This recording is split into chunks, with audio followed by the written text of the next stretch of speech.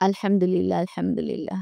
জীবনের প্রতিটা মুহূর্ত কারো না কারো এত সুন্দর, সুন্দর মানুষগুলা জীবনে আসে, আপনি কল্পনাও করতে পারবেন না। সবসময় আল্লাহর উপর ভরসা রাখুন। আপনার ভালো লাগা, মন্দ লাগা আল্লাহর উপর ছেড়ে দিন। আল্লাহই ফয়সালা করবে আপনার কখন কি লাগবে। আসসালামু আলাইকুম ওয়া রাহমাতুল্লাহি ওয়া বারাকাতুহু। কে কেমন আছেন একটু বলেন তো? আলহামদুলিল্লাহ, আমি আগের চেয়ে একটু ভালো আছি। পরিপূর্ণ ভালো এখনো হয়নি। তারপরও শেয়ার করছি নতুন, নতুন ভিডিও যেগুলো অনেক আগে করা ছিল।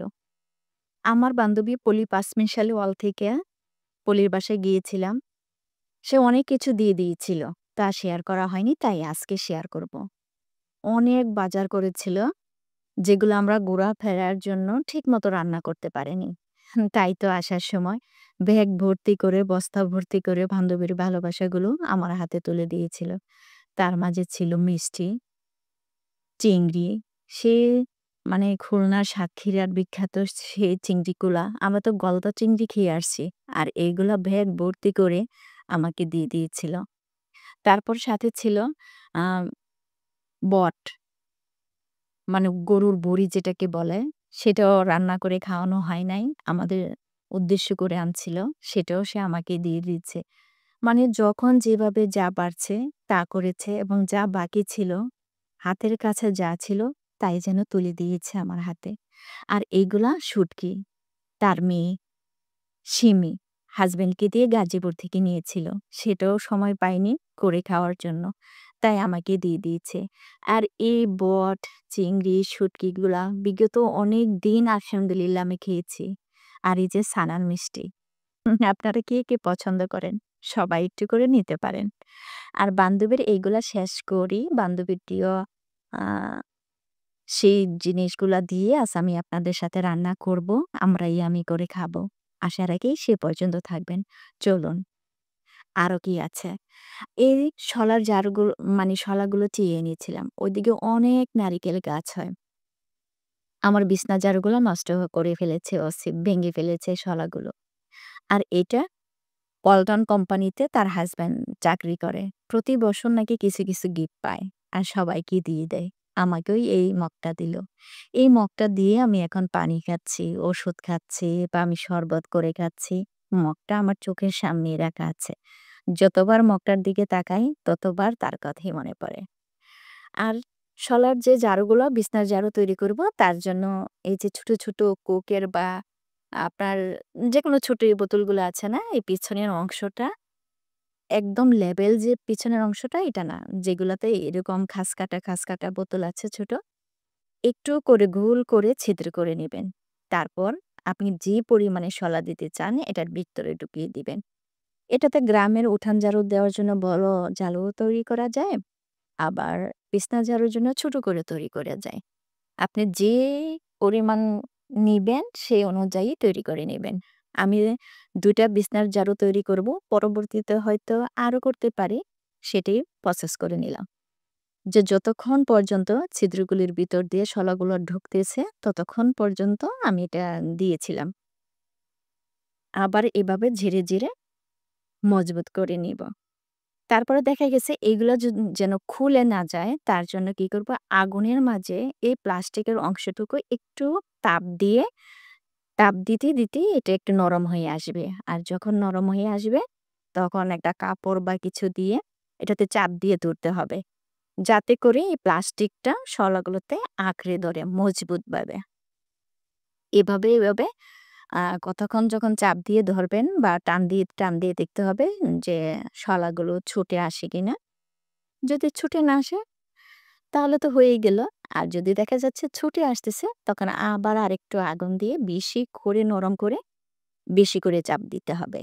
তখন কিন্তু শলাগুলো আর ছুটে আসবে না। এভাবে কিন্তু আমি আমার বিছনার ঝাড়ুগুলো তৈরি করে নিই। খুব মজবুত হয় এবং একটুও ছুটে আসে না। এটা খুব গরম থাকতে, থাকতে দিতে হবে। এর জন্য একটা কাপড় ব্যবহার করছি আমি। টাওয়াল দিয়ে চাপ দিয়ে, চাপ দিয়ে তৈরি হয়ে গেল। এই যে আমার এই শলাগুলো ছুটে আসছে না। তার মানে এটা পারফেক্ট হয়ে গেল। আপনি ইচ্ছে করলে যদি নারকেলের শলা থাকে বা দোকান থেকে কিনে আনার পরও আবার মজবুত করে এভাবে তৈরি করে নিতে পারে। আর আগাগুলো যেহেতু মানে পাতলা, পাতলা ছিল, তাহলে আগাগুলো আমি সমান করে কেটে নিলাম আমার সুবিধা মতো। এভাবে কিন্তু সুন্দর মজবুত একটা ঝাড়ু মানে বিছনা ঝাড়ু তৈরি হয়ে গেল। যেটা আপনার দোকান থেকে কেনা ঝাড়ুর থেকে কমফোর্টেবল হবে। আবার যে অংশটা আমি বোতল দিয়েছি এটা ধরতেও খুব আরাম হয়। এই যে আমি ২ টা তৈরি করে নিলাম। এবং বিছনা ঝাড়তে এটা খুবই ভালো লাগে।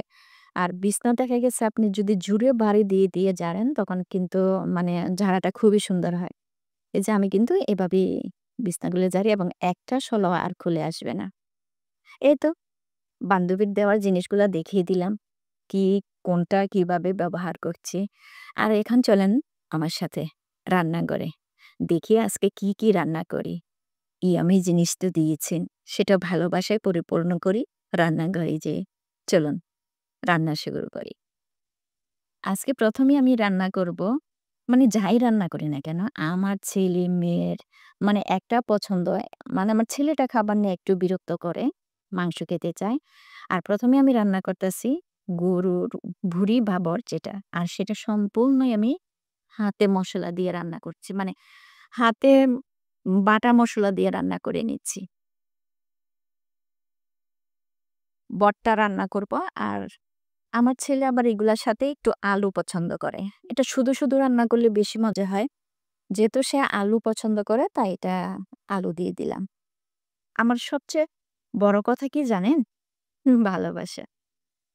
পৃথিবীর একটা জিনিসে দেখবেন যেকোনো মানুষ আপনি আমি সবকিছু ঊর্ধ্বে থাকে ভালোবাসা। সেটা যার কাছতেই হোক না কেন। কম বয়স, বেশি বয়স, উঠতি বয়স, ছেলে মানুষই, বুড়ো মানুষই কোথাও যেন একটু ভালোবাসা যদি পায় না, সবকিছু বিলীন করে দিতে পারে। স্বামীর সোহাগ হোক, সন্তানের ভালোবাসা হোক বা বান্ধবীর ভালোবাসা হোক, ভালোবাসা বলে কথা। সে যেই হোক না কেন, পৃথিবীর একটা জিনিস এখনো খাটে আসছে, ভালোবাসা। আবার কেউ, কেউ হয়তো সেই ভালোবাসায় দিয়েই কাউকে আঘাত করে, যা সহ্য করা যায় না। আপনার ভালোবাসাগুলো এমনই হোক যেন শুধু ভালোবাসাই পরিপূর্ণ হয়ে যায়। আঘাতে, আঘাতে সেটা নষ্ট না হয়। আর এই যে কথা বলতে, বলতে মাংস রান্নার মতো সমস্ত মসলা দিয়ে আমার বটগুলো আমি রান্না করে নিলাম। শেষে একটু গরম মসলার ফাঁকি দিয়ে দিলাম। দেখেন ধোঁয়াটা সেই দুপুরবেলা বটবোনাটা না আমার খুব ইচ্ছে করছিল। আমার বান্ধবীদের নিয়ে এক পাশে বসে খাই। বা আপনারা কেউ আমার সাথে থাকবেন, আমি লুকমা উঠিয়ে মুখে তুলে দিব।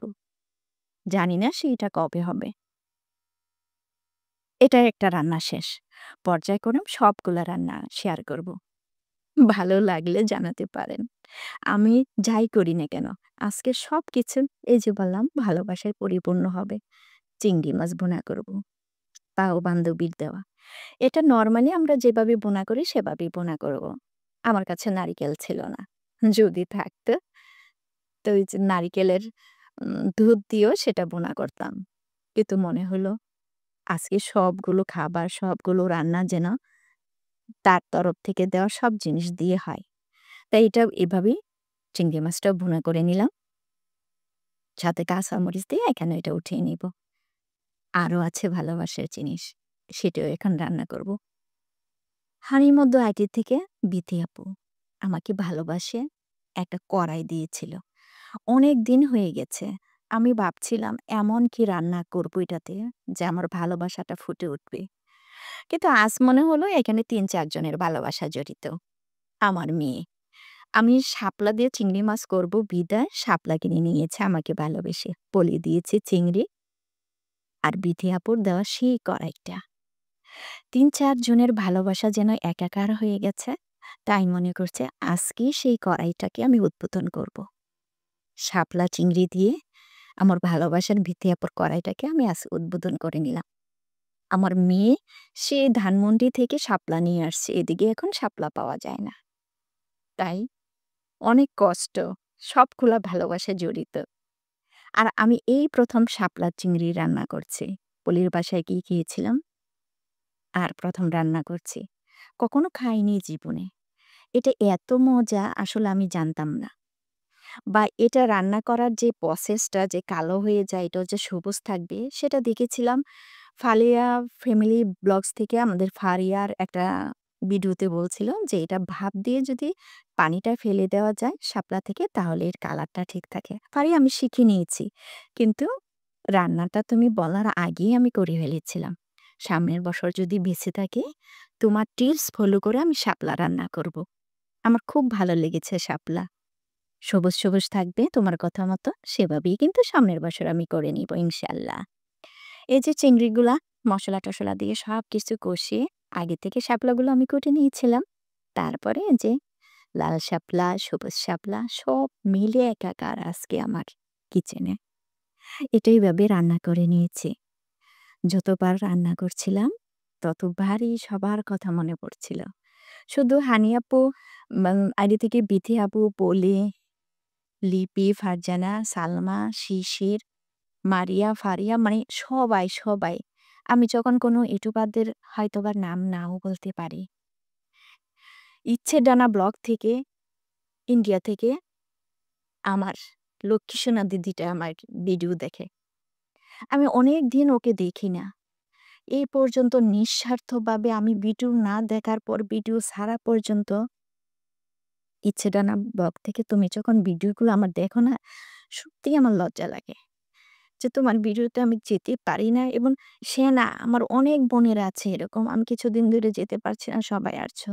সবার কাছে আমি কৃতজ্ঞ, শুকরিয়া। বিধাতার কাছে দোয়া করি, আল্লাহ যেন তোমাদের কাছে পৌঁছে যায়। ইচ্ছে ডানা ব্লগ থেকে আপুর কথা বলছি বা দিদির কথা বলছি। তুমি আমার মাঝে জড়িয়ে আছো হৃদয়ের সবটুকু জুড়ে এবং থাকবে। সবাই থাকবে। এই যে রান্না করে নিলাম শাপলা দিয়ে চিংড়ি। দেখো তো কেমন হয়েছে?